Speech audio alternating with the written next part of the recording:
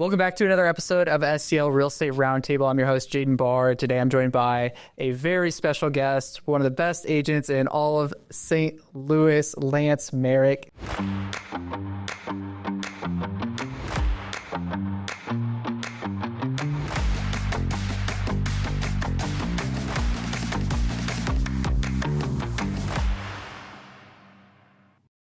Lance, thank you so much for taking the time out of your busy schedule to sit down with me. Yeah, thank you for hosting me for sure. And I definitely don't think I'm anywhere near the best in St. Louis, but I do, love what we do and love taking care of our clients. So thank you for having us. That's awesome.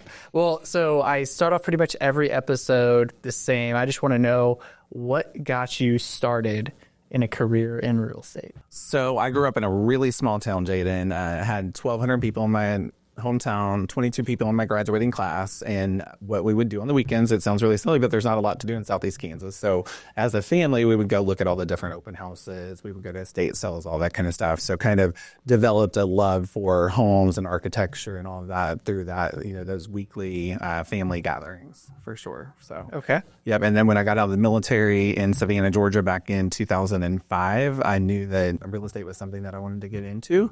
So I bought my first house, first investment. And then it just kind of jumped in from there. So okay, so you get started in real estate. Take me through kind of the first few years in real estate. How you built your business from nothing to what it is today. You'll notice a theme here. So I got licensed in Savannah, Georgia in 2005, like I mentioned. I just got out of the military, so I was really trying to help all of those military families.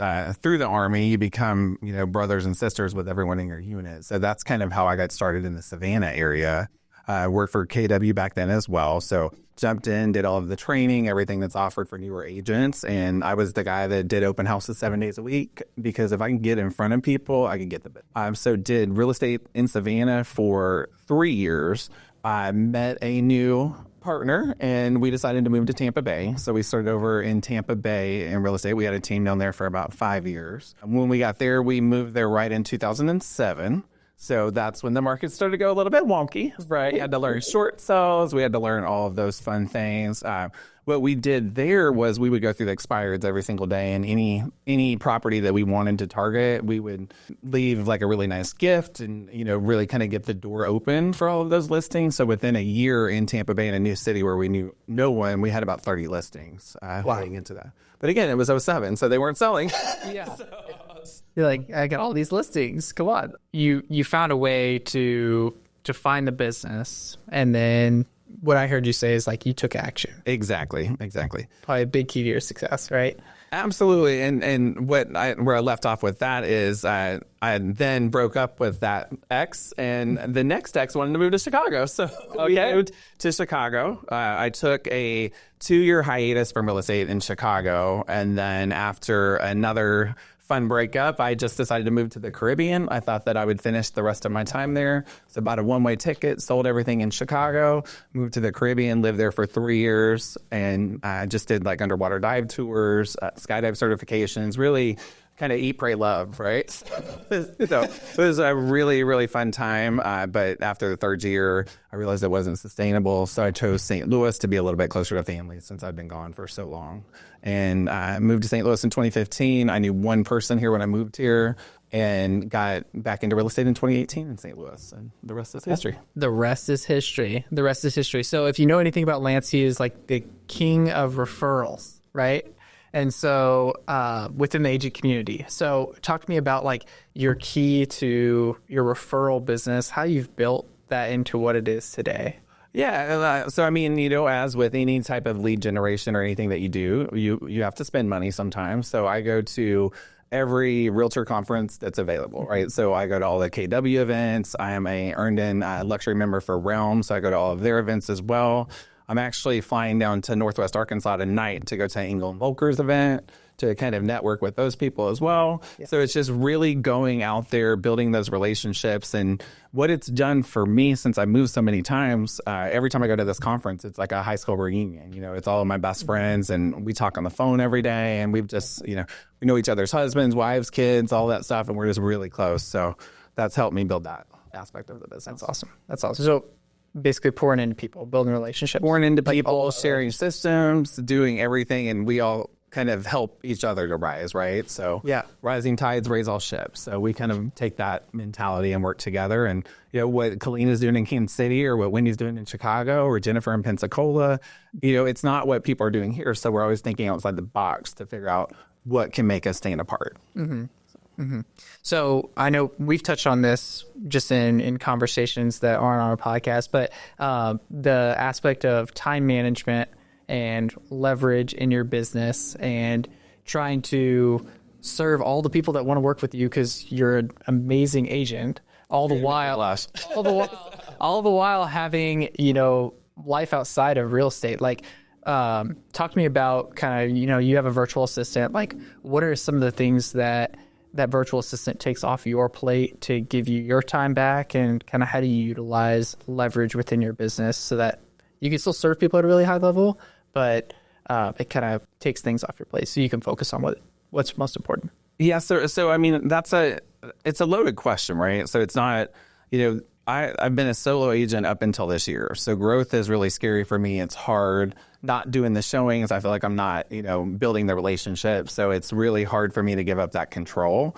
Up until this point, I had a TC, Charlotte, so she still works with me. She's kind of transitioning into more of that buyer's agent role. I've had my cyberbacker, Ren, for 3 years now. She does all of my social media. She does all of my database management. So every morning she's texting me, like, you have these house anniversaries, you have these birthdays. So I'm intentional about staying in touch with the people and sending those things out. I this year added on a listing manager, and right now I'm in the works of trying to add on one more buyer's agent. So definitely do not have the work-life boundary balance quite yet, because I pretty much work 7 days a week, but definitely work in progress. Still figuring it out, right? Figuring it out. Yep. Always building. Always building. Always growing. Right. That's great. That's great. Okay, so what are you looking forward to growing in 2025? Like, if you're looking to, you said add a buyer's agent, like what would be a huge point of emphasis as you head into next year? Yeah, so really, really working with the buyer's agents that I've identified to bring on and get them trained to my standards and get them up and running so I can get out of the car so much. So that is my main focus heading into next year. Definitely looking to, hopefully add a director of operations and potentially a client concierge as well to help take some of that stuff off the plate, and just having more free time to really love on my clients and love on all the people in my world. So. Yeah. Yeah. Now you do a lot of client events. I know you throw like open house parties. I've seen those. Yeah. Kind of talk to me about how you design those client experiences and kind of what your focus is there. Yeah. So as far as the fun open houses, so I do what's called a sip and see. I don't do it on every listing. It has to make sense, right? But this is where we're, inviting the entire neighborhood. I'm still old fashioned. I still go door knock. I do all the things and make them think that it's a neighborhood exclusive. If I'm going to be in the home, I'm going to put it on Zillow and I'm going to let anyone come through. Obviously, I get it signed off on by the seller that I got to throw a party in their house essentially. So, people come in, and I've ended up getting several listings from that, just getting to know the neighbors, and they're like, this is so much fun.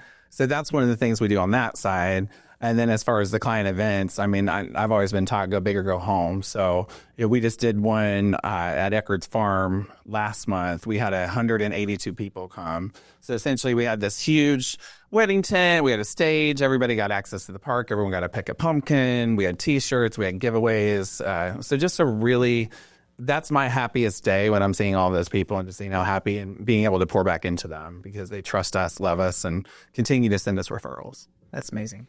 180 people. 180 people. Yeah, it was a fun event. So as far as your business goes, you think back to where you started to where you are today. What's the thing that you're most proud of? To be honest, it's just, being able to start over in 3 different cities where I really didn't know anybody and be able to build the business that I built. That's something I'm really proud of. And it's all just, from hard work and always treating people right and going the extra mile, even to the detriment of myself sometimes. So. Right.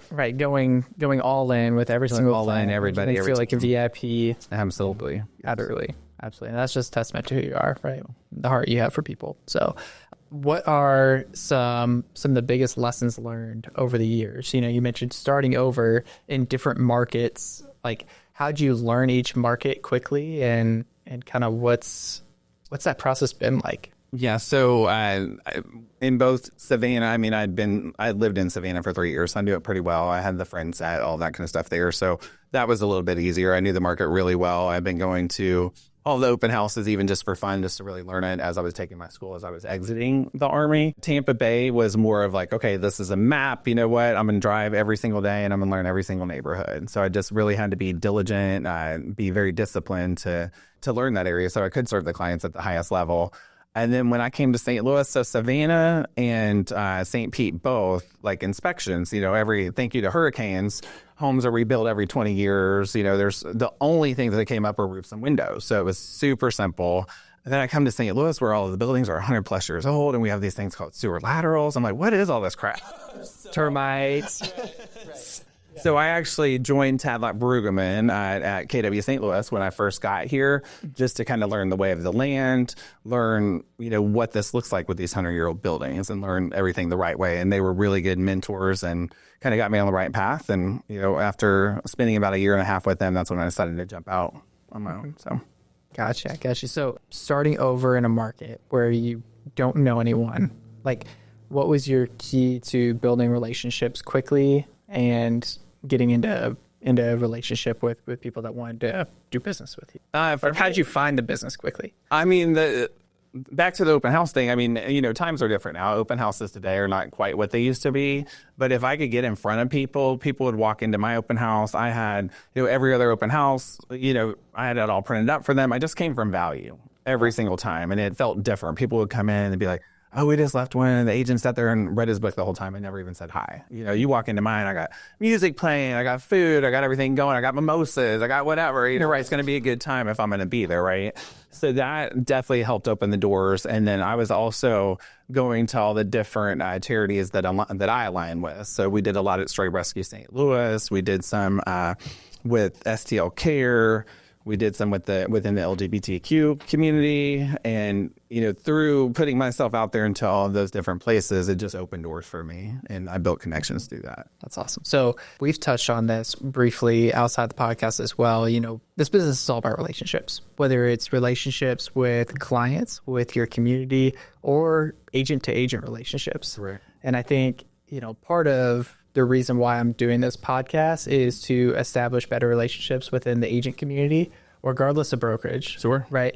We all got to work together because we all have the same goal, right? Absolutely. To help people find homes. Live the American dream. Right. So, what are some things that you notice right now within the agent community that you feel like are kind of an issue or something that, you feel like needs to be addressed? Yeah, I mean, I feel like we've had monumental change on several fronts right now, right? We had all of the recent NAR changes. We've had, we had an election last night, so another big change there.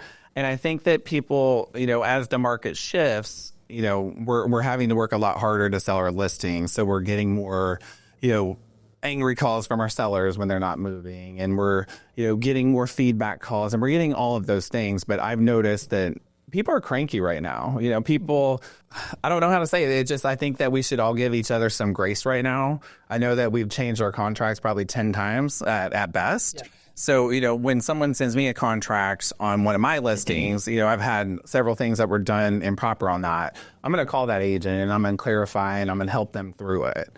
But I've noticed that it just seems like right now we all have PTSD from the last 3 years. We're all going through all of this stuff. So I think that we just need to give each other a little bit more grace. Always keep it professional and get back to having fun with it. It doesn't have to be a fight. Yeah, absolutely. Absolutely. Yeah. Have fun with it. I like that. So yeah, I mean, I think agents, a lot of agents' businesses are down this year. And so, when people aren't making the money that they're used to, like that's stressor, like scary. You don't know what someone's going through, right? Everybody's going through something.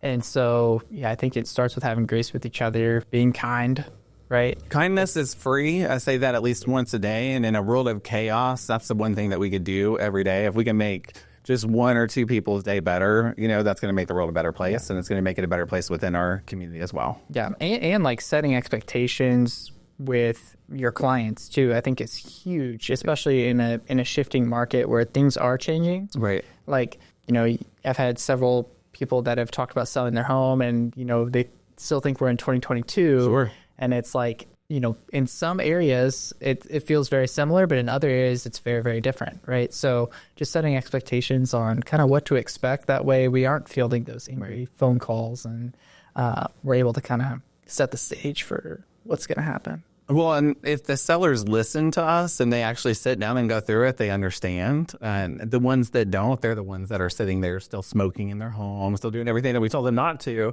And then every single time the feedback's smelled like smoke. So I can't work a miracle here if you're not listening to me. I know what it takes to sell a house.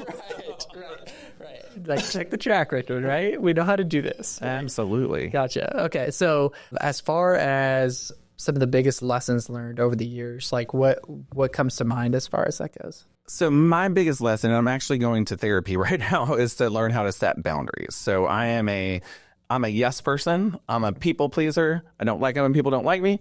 And I take on way too much. So I've always, I'm painting front doors at a listing. I'm cutting down tree branches at a listing. I'm doing all of these things.